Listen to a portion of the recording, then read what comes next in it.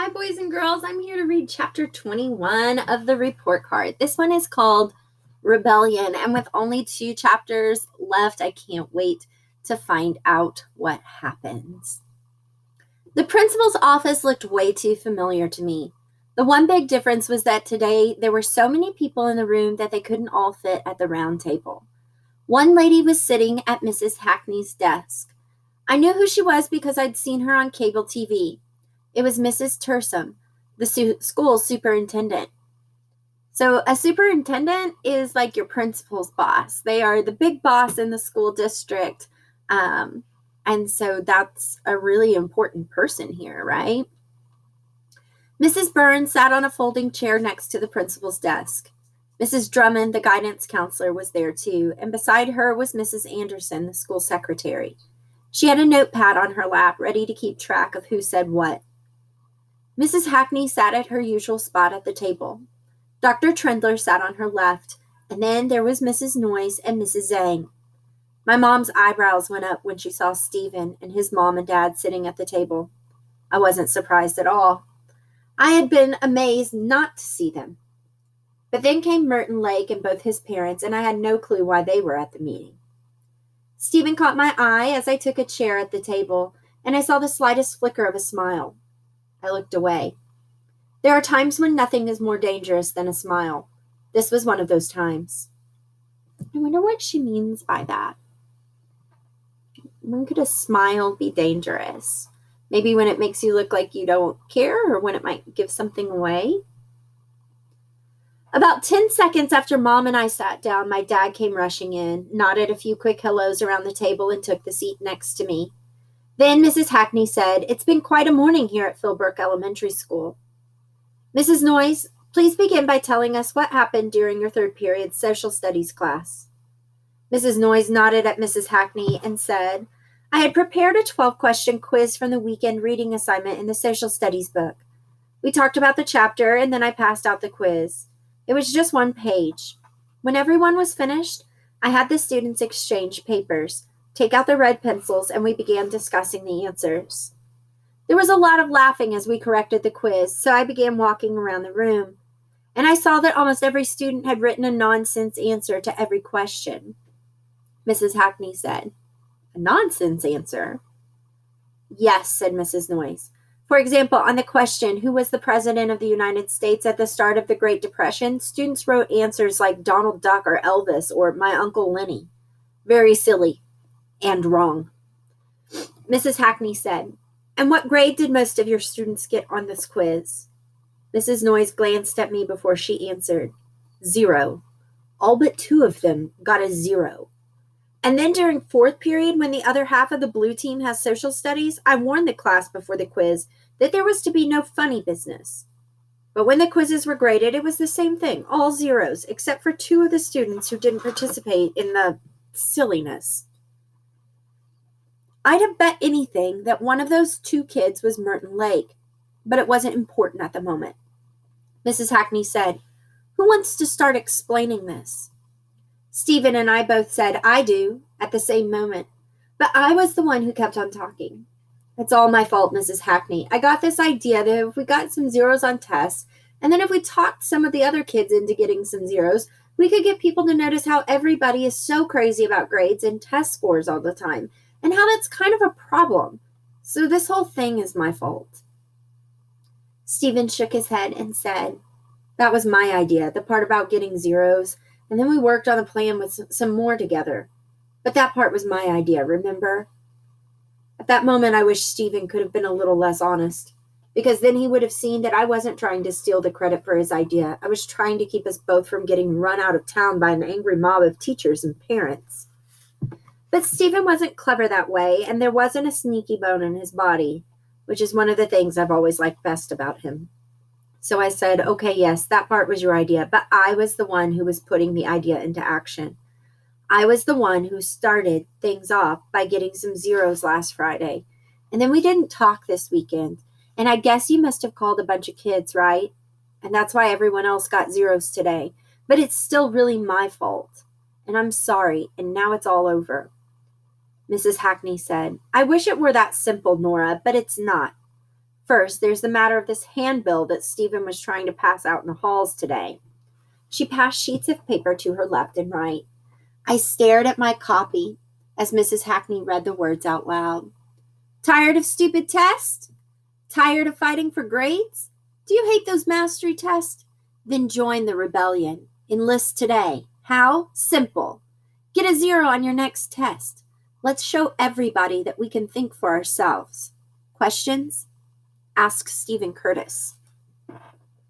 Mrs. Hackney looked at Stephen and then around the room. Rebellion, she said, is not something we need or want at Philbrook Elementary School. Do you know what it means to start a rebellion? It means to gather a group of people to fight something, to fight for a cause, to fight against something. So they're rebelling against the grading system. I was stunned. I couldn't believe Stephen had done something so bold. And he'd put his name on the thing. And then he'd gotten all but 2 of the kids on our team to actually do it, too. Stephen must have talked on the phone the whole weekend. Mrs. Hackney continued. And then there's the matter of Stephen and Merton's fight. Mr. Lake raised his hand and said, I don't accept that. It was not a fight. He pointed at Stephen. That child attacked my son, and Merton was forced to defend himself.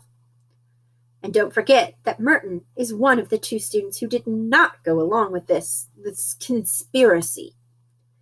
I'd never seen Merton's dad before, but I was guessing he was a lawyer. Mrs. Curtis glared at him and said, Stephen has never attacked anyone in his life. Mrs. Hackney said, please, let's stay focused here. There was a shoving match in front of the school this morning, and it looked like trouble to the teacher who was out there on bus duty. And Mrs. Byrne had to pull both boys apart to stop it. Isn't that right? Mrs. Byrne nodded. Yes, it wasn't exactly a fight, but it was certainly headed that way. It was definitely a skirmish. I almost smiled at that. Leave it to Mrs. Byrne to find the perfect word, skirmish. Mrs. Hackney said, very well, I'd like to summarize our situation. We have 2 students who have admitted that they organized and encouraged rebellious behavior, and we have 2 boys who were nearly fighting. But our most serious problem is that half of the 5th grade class decided to treat 2 quizzes as if they did not matter at all. They treated their schoolwork like it was a big joke. Mrs. Hackney glanced around the table. Then she looked right at me and said, a disobedient attitude has been let loose in our school, and we've got to stop it now. The lady sitting at Mrs. Hackney's desk stood up. Everybody turned to look at her, and she said, I'm Julia Tursum, superintendent of schools. When I spoke with Mrs. Hackney an hour ago, I advised her to isolate the blue team students from the other children at the school. So to isolate means to separate, to cut them off. That's why they've all been in the library for the past 45 minutes. The nurse and the custodian are acting as emergency substitutes so their regular teachers could be here at this meeting. Mrs. Tursum paused. There's a special way that presidents and mayors stand and tilt their heads and hold their hands when they give important speeches. That's how Mrs. Tursum looked. She swung her eyes slowly across her audience and said, about a year ago, we had a problem with vandalism at the junior high school. Lockers were damaged, mirrors in the washrooms were broken, walls were written on, and books were destroyed. And I'm sorry to report that it took more than 8 months to get that vandalism completely stopped. Why did it take so long? It's very simple. Because the principal of that school did not jump on that problem soon enough or hard enough. Our situation today is not quite as serious as vandalism, but it's not so different either. If the children who got 0s on those quizzes go to lunch 40 minutes from now and start laughing and bragging about what they've done, this defiant attitude could easily spread to the rest of the school, and that must not happen. That is why we have to handle this problem forcefully and immediately. Every student in the Philbrook schools must understand that tests and grades are serious business. Every student in our schools must always try to do his or her best to earn excellent scores. That's what education in Philbrook is all about. Excellence. And right now, those students in the library are confused about that. So we've got to solve this problem in the next 30 minutes. Mrs. Hackney? Mrs. Hackney smiled briefly and nodded. Thank you, Mrs. Tursam. What we're going to do is have a meeting with the whole Blue team right now, just across the hall in the media center. We are going to stay focused on the facts, and we are going to point out the mistakes that have been made. We are going to make it clear that this kind of behavior cannot and will not be tolerated ever again. And to emphasize the seriousness of this matter, Mrs. Tursam and I have decided that Nora Rowley and Stephen Curtis are suspended from school for 2 weeks, effective immediately.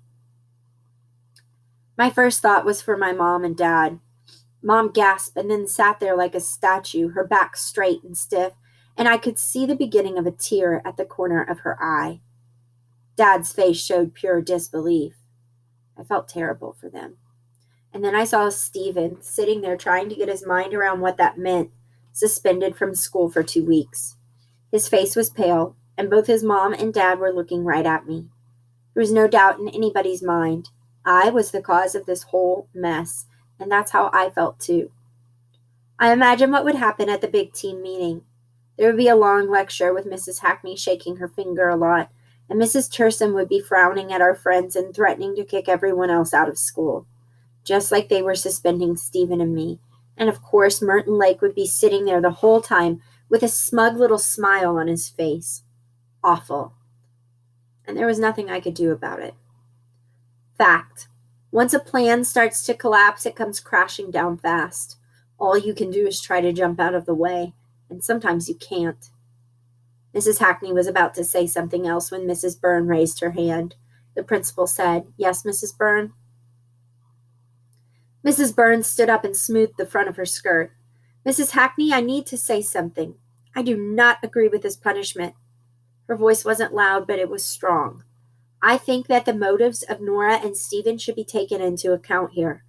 The things they did may have been naive, and they have certainly caused some problems for Mrs. Noyes and Mrs. Zhang and our fellow teachers. But these two weren't simply trying to stir up trouble. And what they've been doing has absolutely nothing in common with vandalism, Mrs. Tursam.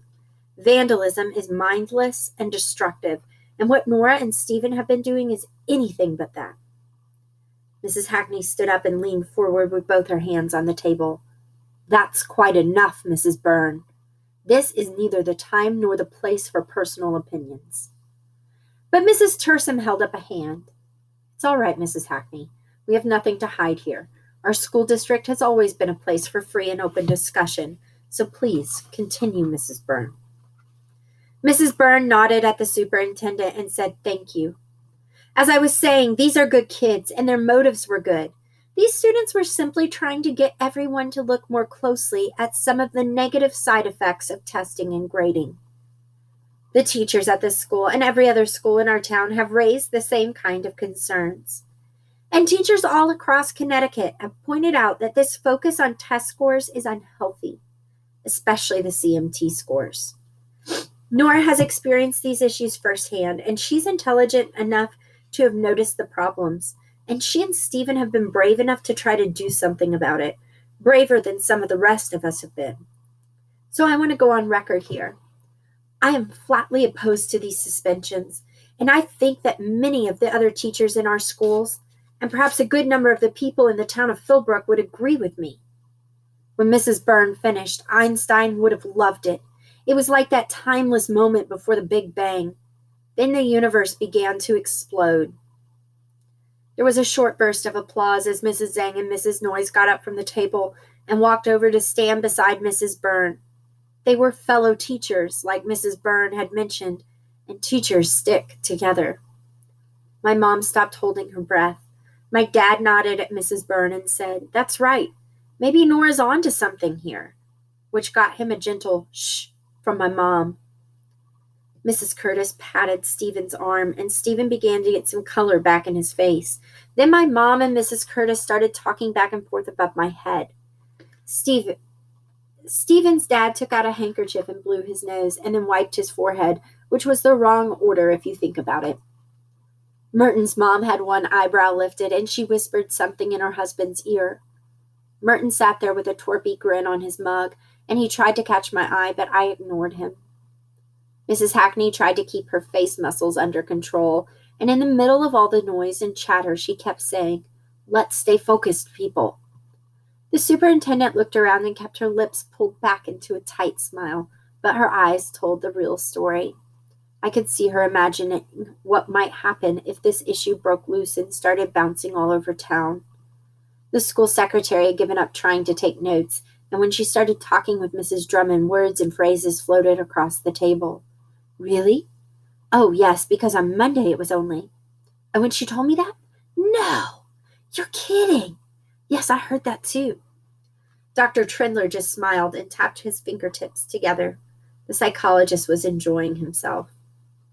And me, I was trying to see everything at once. Then I looked at Mrs. Byrne. She was in her chair again, her hands folded on her lap. We exchanged a look, only for a second. A lot was said during that glance. It was not a kid-to-teacher moment. It was person to person. Finally, Mrs. Hackney pushed her voice up an octave and said, "Come to order, please! Everyone, please quiet down!" And when the room was quiet, she said, "Thank you. Now, I have an idea or two, but perhaps our superintendent should give us her thoughts first." Mrs. Tursum kept her smile locked in place, but I could tell she had no clue what to do. Again, her eyes gave her away. I could see her problem. Everyone could. If she took too strong a stand, she might have a real rebellion on her hands. And if she took too weak a stand, then she would lose some of her authority. Mrs. Tursum said, "Well, I really think that, all things considered, we shouldn't try to handle this at the district level.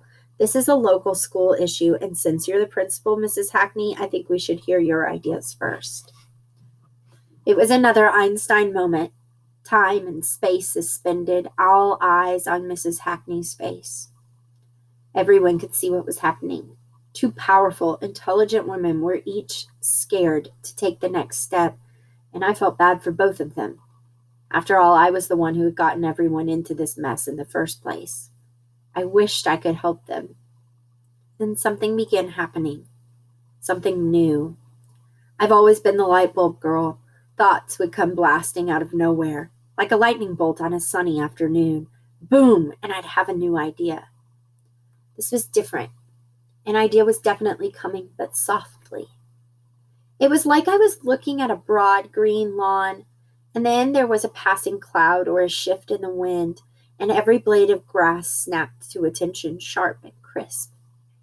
And there across the lawn I could see the footsteps of an idea, a simple path, and I could see it had always been there, and the path was for me. All I had to do was the next good thing. I raised my hand. Mrs. Hackney had never been happier to call on someone.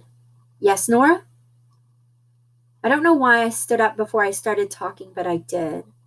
I said, "If it's all right with you, Mrs. Hackney, I'd like to talk to the whole blue team. I think I need to say something to everyone. And then whatever you and Mrs. Tursum decide to do about punishments and everything, that'll be okay with me." And instantly Stephen stood up and said, "Me too." There we were again, equal partners. Mrs. Hackney looked from Stephen to me and then turned to look at Mrs. Tursum. Mrs. Tursum turned to look at me, and then she looked back at Mrs. Hackney, and then Mrs. Hackney looked at me again and said, "That sounds like a reasonable request. I think we should all walk across the hall to the library right now." It must have felt like a reasonable request to everyone because the whole room seemed to heave a sigh of relief. As people started getting up and moving toward the door of the office, my dad leaned my way and whispered, "I sure hope you know what you're doing." And I whispered back, "Me too." I am so curious to see what Nora tells the rest of her class.